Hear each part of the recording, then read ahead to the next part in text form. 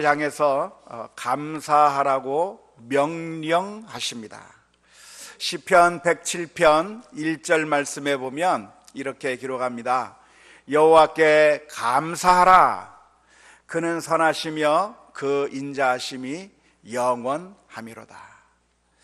시편 107편뿐만 아니라 똑같은 구절이 시편 136편에도 기록되어 있습니다. 여호와께 감사하라. 신약 성경에도 가보면 감사하라고 하는 그 명령이 기록되어 있는 것을 잘 알고 있습니다. 아주 유명한 말씀이죠. 데살로니가 전서 5장 16절부터 18절 말씀에 보면 항상 기뻐하라, 쉬지 말고 기도하라, 범사에 감사하라. 이것이 그리스도 예수 안에서 너희를 향하신 하나님의 뜻이니라. 하나님께서 우리에게 감사하라고 명령하고 계시는데, 우리를 창조하신 그 하나님, 나를 나보다도 더 잘하시고 내가 나를 아는 것보다 나를 속속들이 아시는 우리 하나님께서 우리를 향해서 감사하라고 명령하실 때에는 그 이유가 무엇이겠습니까? 하나님의 모든 계명은 다 우리의 복지를 위한 것이고 우리의 영적인 유익을 위해서 하나님께서 주시는 명령들입니다. 우리가 하나님의 말씀을 읽으면서 이 말씀이 너무 어렵다, 이 말씀은 내가 순종하기가 힘들다, 이 말씀은 참 내가 따르기가 어렵다라고 생각하고 그 하나님의 말씀을 순종하는 것이 굉장히 힘들다고 생각할 때가 많이 있는데요, 사실 하나님의 그 모든 계명의 그 특징이 무엇이냐면 우리를 괴롭게 하기 위해서 이 명령을 주신 것이 아니라, 우리로 하여금 골탕 먹이기 위해서 이런 명령을 주시는 것이 아니라, 하나님께서 우리를 너무나도 잘 아시고 우리에게 무엇이 필요하고 무엇이 유익한가를 아시는 우리 하나님께서 우리에게 가장 필요한 명령을 우리에게 해주시는 줄로 믿습니다. 감사하라고 하는 명령도 그런 의미에서 마찬가지입니다. 감사하라고 하는 명령은 무슨 명령인가? 우리의 것을 빼앗아 가버리고 우리로 하여금 힘들게 하기 위해서 주시는 명령이 아니라, 하나님께서 우리에게 필요하고 우리에게 유익한 명령을 주신다고 하는 사실을 기억할 수 있기를 주님의 이름으로 축원합니다. 미국의 저 캘리포니아라고 하는 곳에 데이비스라고 하는 동네가 있는데요, 그 동네에 캘리포니아 대학이 있습니다. 그 캘리포니아 대학의 심리학 교수인 로버트 에먼스라고 하는 박사님이 계십니다. 이 에먼스 박사님이 쓴 책 가운데 감사와 과학이라고 하는 제목의 책이 있는데, 그 책에서 아주 흥미로운 연구 결과를 기록하고 있습니다. 에먼스 박사님은 한 가지 실험을 했습니다.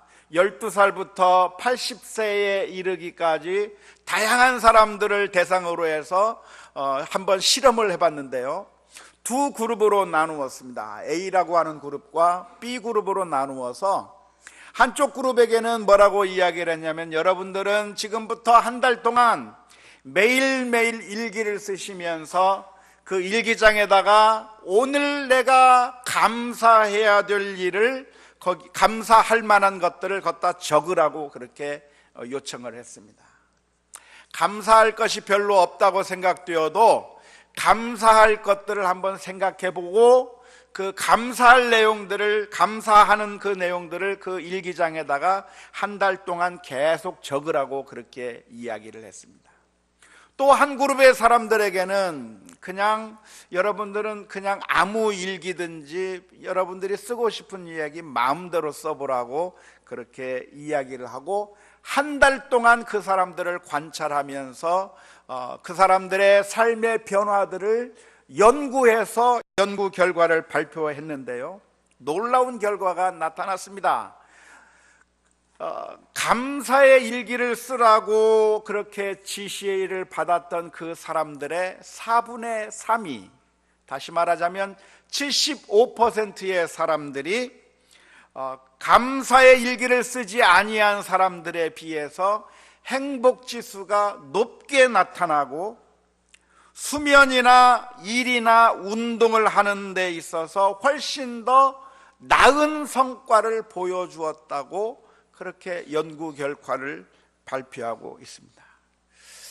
도대체 어떻게 그렇게 연구를 했는지 자세하게 알지 못하기 때문에 잘 모르겠지만 그 박사님의 그 설명에 의하면 우리가 감사를 하게 될 때 우리 뇌의 화학 구조가 그리고 호르몬이 변화하게 되어서 신경 전달 물질이 바뀌게 되고 그래서 우리들의 삶이 점점 더 나아진다고 그렇게 분석해 놓았다고 하는 것입니다. 생리학적으로 볼 때 우리가 감사를 하게 되면 스트레스 완화제 같은 역할을 하게 되어서 분노와 후회와 불편한 마음 같은 것들을 비교적 덜 느끼게 되고 그래서 훨씬 더 좋은 삶을 살게 되는 것이라고 연구 결과를 내놓은 것입니다. 감사하면서 살고 싶습니까? 불평하면서 살고 싶습니까? 감사하면서 살고 싶죠? 우리 한번 서로 옆 사람들한테 인사하면서 우리 감사하면서 살자고 한번 권면하면서 인사했으면 좋겠습니다. 우리 감사하면서 삽시다. 감사하면서 삽시다. 이번 한 주간 동안 감사의 실천을 좀 한번 해봤으면 좋겠어요. 정말 그런가? 정말 잠을 좀 잘 자는가? 한번 실험을 해보시고 일주일 뒤에 한번 저에게 말씀해 주시거나 한 달 뒤에 한번 말씀해 주시면 좋겠습니다.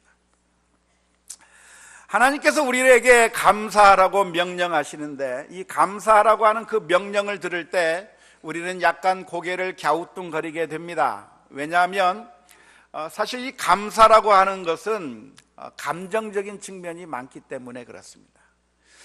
데살로니가전서 5장에서 하나님께서 말씀하시기를 항상 기뻐하라 말씀하시고 범사에 감사하라고 말씀해 주시는데 기뻐하는 것, 감사하는 것 어쩌면 감정적인 것이에요. 감정이라고 하는 것은 우리가 사실 컨트롤하기가 어려운 겁니다. 마음이라고 하는 것은 우리가 컨트롤하기가 굉장히 어려운 겁니다. 그래서 기쁨이라든가 감사라든가 이런 것들이 언제 생기냐면 실제로 그러한 일들을 만나게 될 때 기쁨이 생기고 감사가 생기는 것이죠. 사랑과 미움의 감정도 역시 마찬가지입니다. 사랑과 미움의 감정을 우리가 스스로 조절하기가 쉽습니까? 어렵잖아요. 어떤 사람은 저 사람이 나에게 아무것도 악을 행한 것이 없는데 괜히 미운 사람이 있어요. 그렇죠? 어떤 사람은 아무것도 저 사람이 나에게 해준 것이 없는데 괜히 사랑스럽고 저 사람을 보면 마음이 따뜻해지고 그런 사람이 있습니다. 왜냐하면 사랑의 감정, 미움의 감정이라고 하는 것은 우리의 그 감정적인 부분이기 때문에 내가 어떤 의지적인 그런 것을 통해서 나타나는 것이 아니라 그냥 자연스럽게 사랑의 감정이 솟아나고 자연스럽게 미움의 감정이 솟아나게 되어 있는데 이와 마찬가지로 기쁨도 언제 기쁨이 생깁니까? 좋은 일 있으면 기쁜 거죠. 일확천금을 하게 되면 기뻐하지 말라고 해도 기뻐할 겁니다. 아니 복권에 당첨돼가지고 1등이 그렇게 맞게 됐다고 한다면 좋아하지 말라고 해도 그냥 얼굴에 그 기쁜 모습이 쓰일 것입니다. 좋은 대학에 합격하게 되었다고 하는 그 합격의 소식을 듣게 되었을 때 그 마음속에서 저절로 기쁨이 생기게 되고 저절로 감사가 나타나게 되고 그렇게 되는 것이지 그 감정적인 것이지 왜 하나님께서는 우리를 향해서 명령하시기를 항상 기뻐하라 범사에 감사하라 그렇게 명령하시는가? 그것은 이 기쁨이나 감사 이러한 것들이 사실은 감정적인 것이기도 하지만 가만히 알고 보면 의지적인 면도 꽤 많이 있기 때문에 그렇습니다. 성경을 보면 성경은 감정적인 부분을 다루는 것이 아니라 우리의 의지를 다루고 있는 겁니다. 그래서 사랑하라고 명령하시는 거예요. 사랑하는 마음이 저절로 생기는가를 이야기하는 것이 아니라 원수도 의지적으로 사랑하라 말씀하는 거예요. 내가 볼 때는 정말 미워요. 내가 볼 때는 정말 내 마음에 안 들어요. 그러나 하나님의 말씀이 무엇이냐면 그 원수까지라도 사랑을 하라, 의지적으로 하라고 우리를 향해서 명령하시는 것처럼, 역시 기뻐하는 것도 그리고 감사하는 것도 이것은 자연 발생적인 것이 아니라 사실은 우리가 의지적으로 우리들의 마음을 일부러 우리가 단호하게 결단하면서 힘들고 어려운 상황 가운데서도 감사하고, 우리가 모든 일에 어떤 일을 만나든지 간에 감사하는 그런 의지적인 결단이 우리에게 있어야 된다고 하는 것이 성경의 가르침입니다.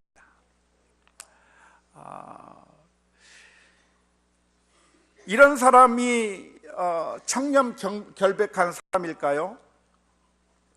아직 한 번도 뇌물을 받을 만한 위치에 올라가 보지 않아서 아무도 자기 자신에게 뇌물을 제공해 준 적이 없어서, 그래서 한 번도 뇌물을 받아보지 않은 사람은 청렴결백한 사람이라고 말할 수 있을까요?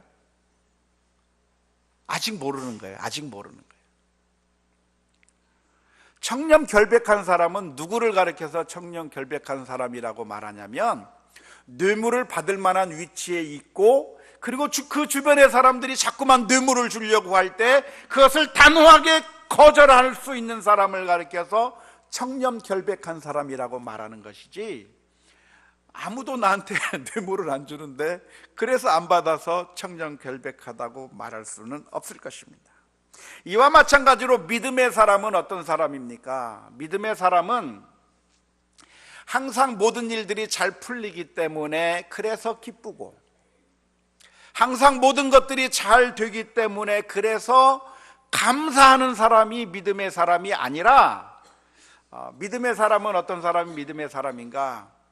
기뻐할 수 없는 가운데서도 기뻐하고,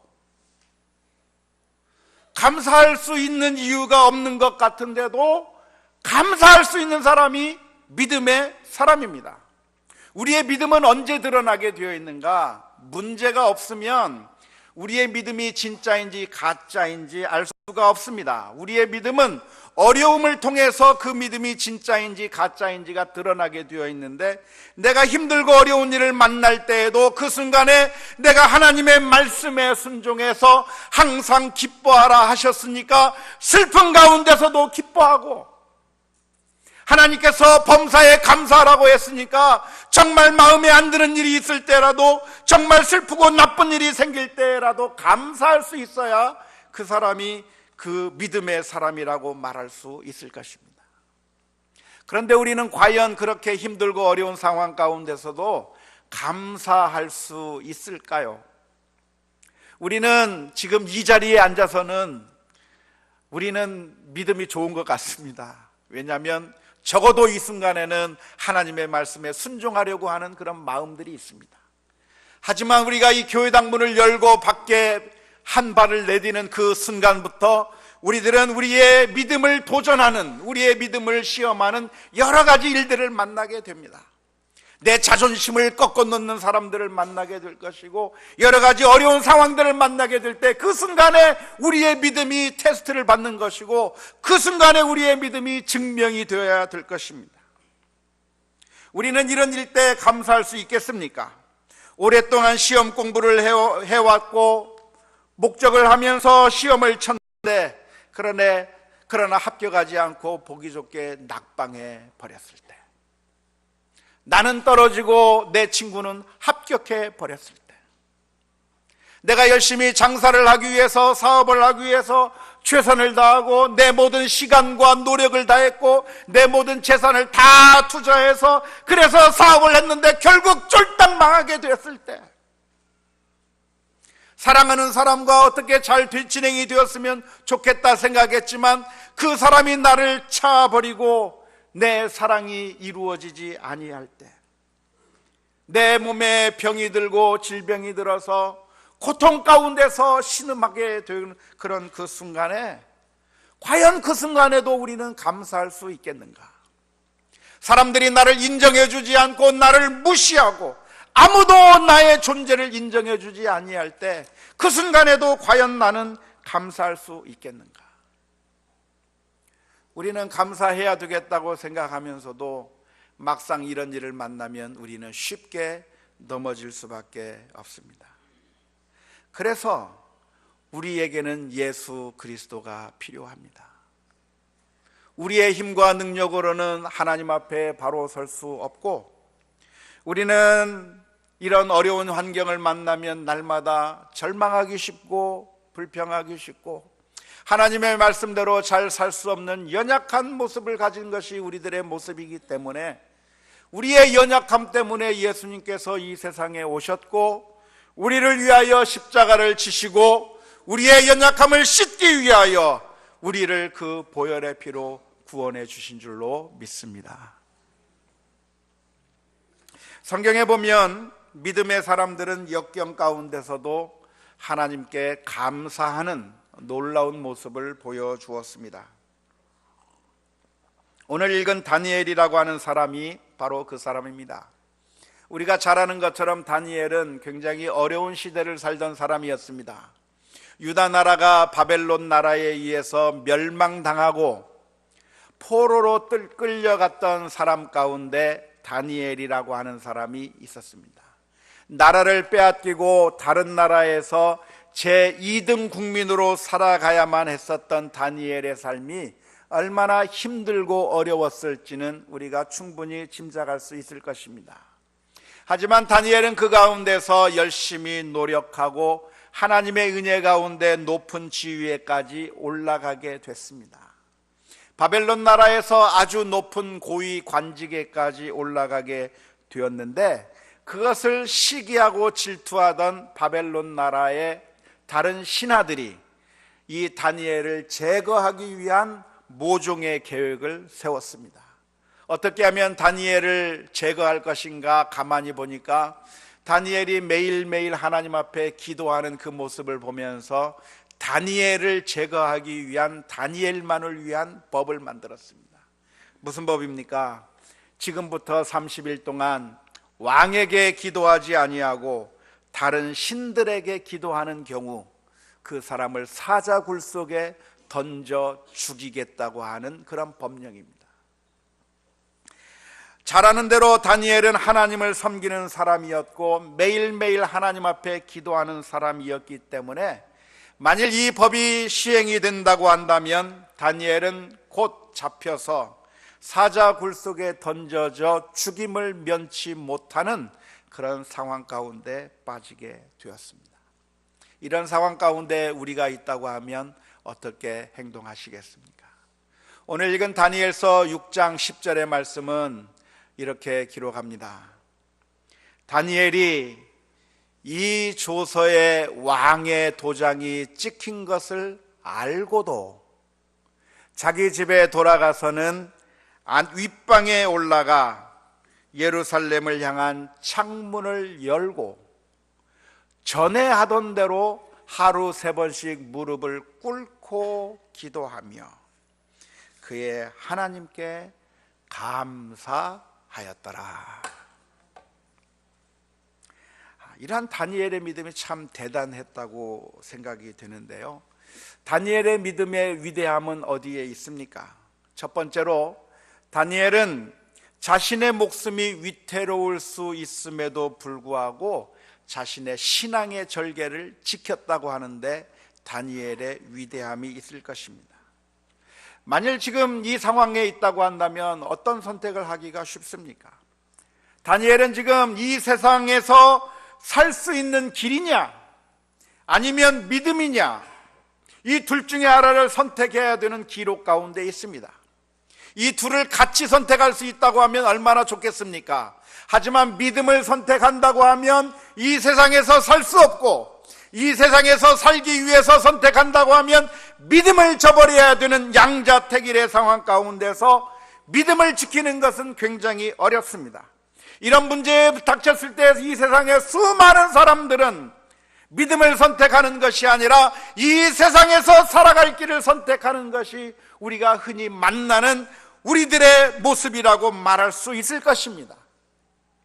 우리가 이런 양자택일의 상황에 직접 나아가지 않고 그런 상황에 맞닥뜨리지 않았을 때는 믿음을 지켜야 된다고 이야기하지만 정작 그런 선택의 여지 가운데 우리가 놓이게 된다고 하면 우리는 어쩔 수 없이 이 세상의 것을 선택할 때가 얼마나 많은지 모릅니다. 외정시대 때 우리나라 성도들이 그랬습니다. 외정시대 때 일본은 우리를 향해서 신사참배를 하라고 강요했습니다. 총과 칼을 들이밀면서 신사참배를 강요하게 되었을 때 신사참배를 거부하고 믿음을 지킨 사람들이 몇 명이나 되느냐?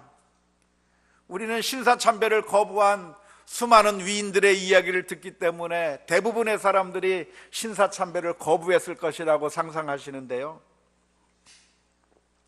안타깝게도 대부분의 사람들이 믿음을 저버리고 신사참배를 다 했습니다.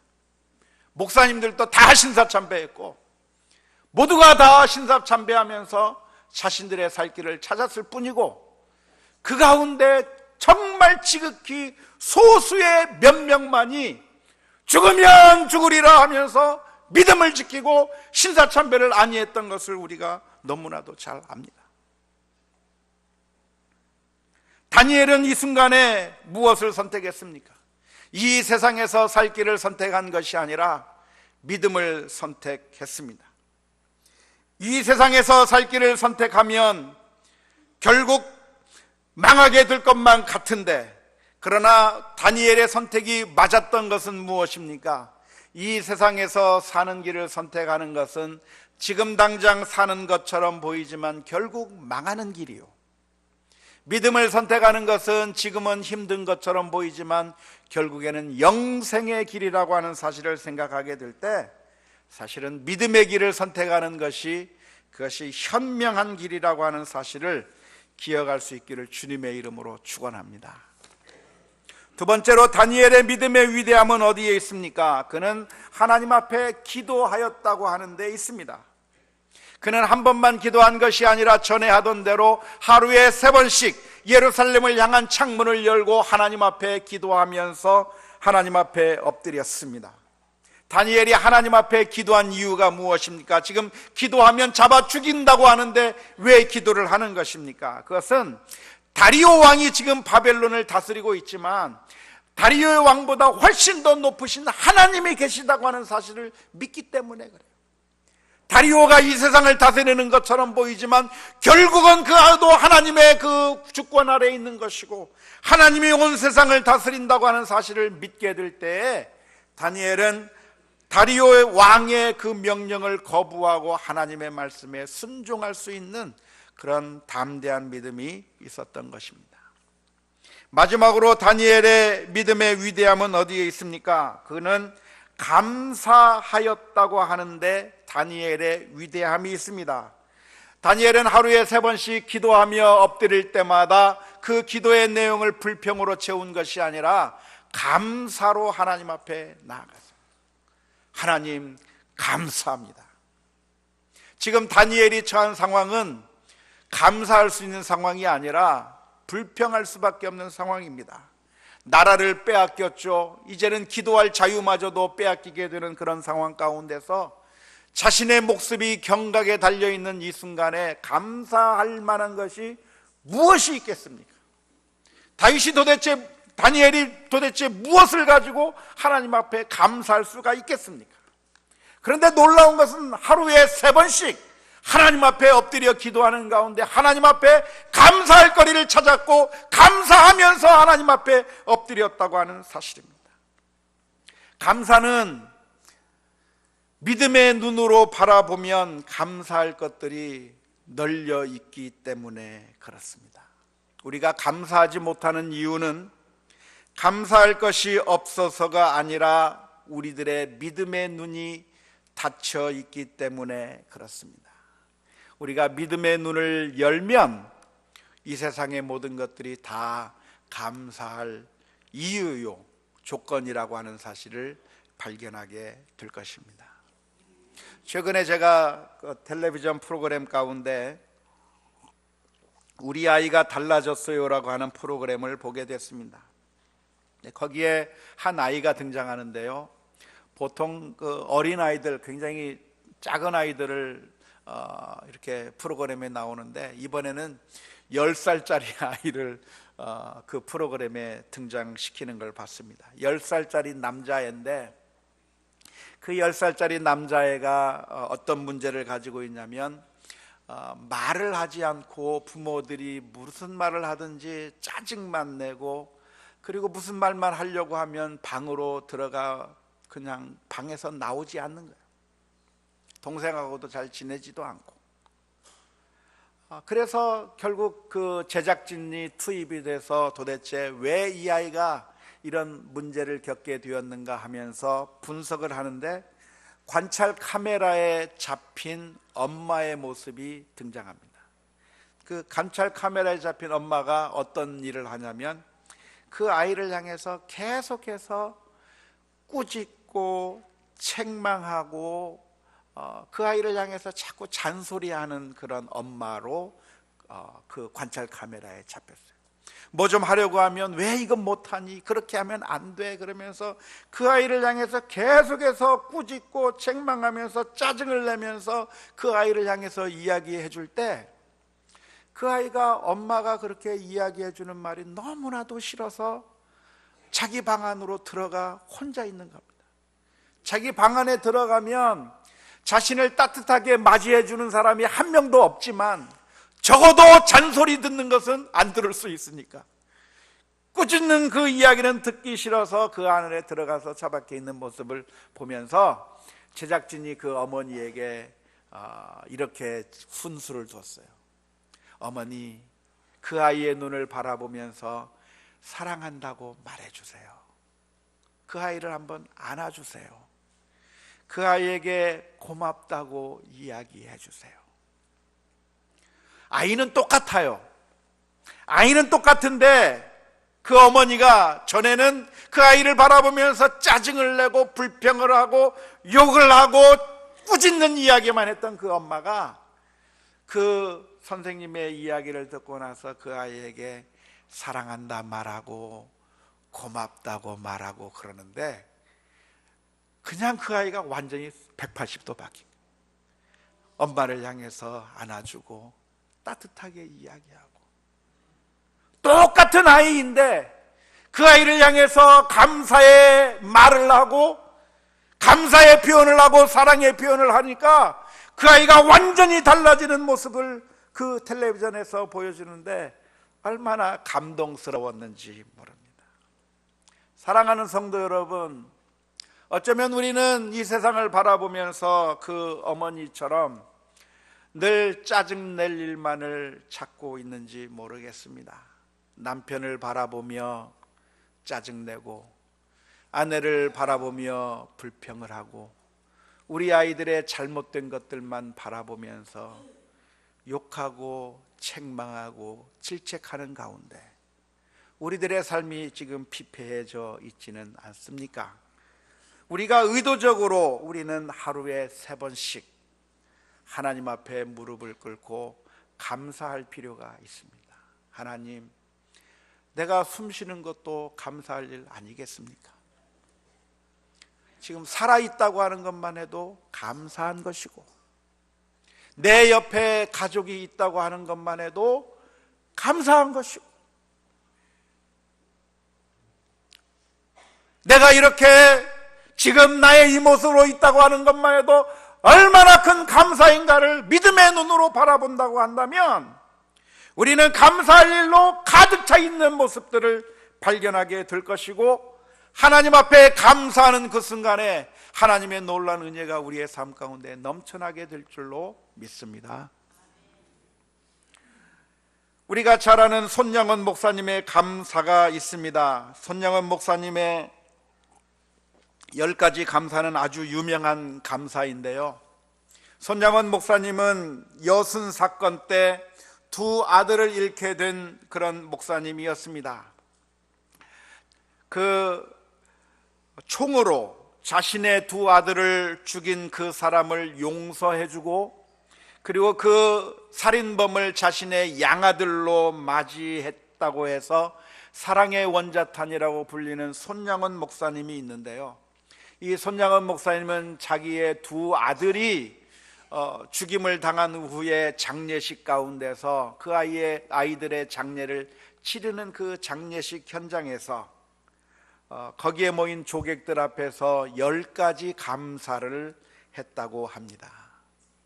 손양원 목사님이 했던 10가지 감사의 내용이 이것입니다. 첫째로, 나 같은 죄인의 혈통에서 순교의 자식들이 나오게 했으니 감사합니다. 둘째로, 허다한 많은 성도들 중에 이런 보배들을 주께서 하필이면 내게 맡겨주셨으니 감사합니다. 셋째로, 삼남 삼녀 중에서 가장 아름다운 두 아들 장자와 차자를 바치게 된 나의 축복을 감사합니다. 넷째로, 한 아들의 순교도 귀하다 하거늘 하물며 두 아들의 순교일이요 감사합니다.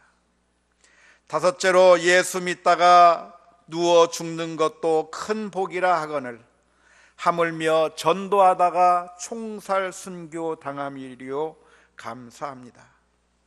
여섯 번째로, 미국 유학 가려고 준비하던 내 아들 미국보다 더 좋은 천국에 갔으니 내 마음 안심되어 감사합니다. 일곱 번째로, 나의 사랑하는 두 아들을 총살할 원수를 회개시켜 내 아들을 삼고자 하는 사랑의 마음을 주신 하나님께 감사합니다.